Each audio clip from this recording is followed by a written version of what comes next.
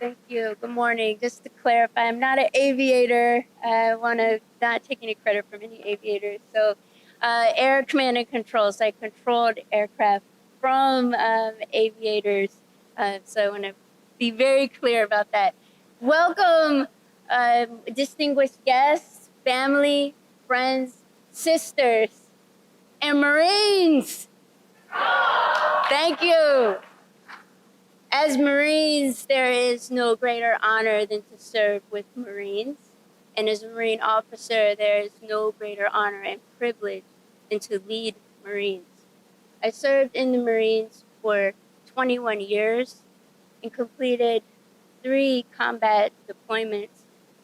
And through all of my trials and tribulations, challenges, and there were many, whether it was in the desert, in the mountains with 85 plus pound packs. That pack gets heavier as I get older.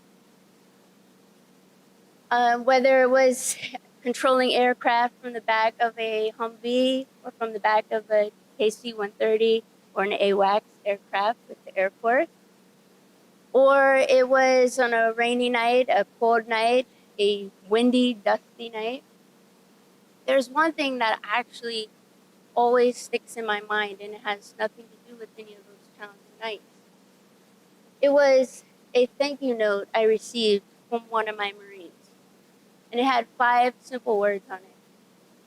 It said, "Thank you for your leadership." And it wasn't so much about the thank you note and its words, it was the timing of the note. Because during that time, I was at a very dark place. I was thinking to myself that everything I was doing, did it really matter? I really felt invisible in that moment in my service.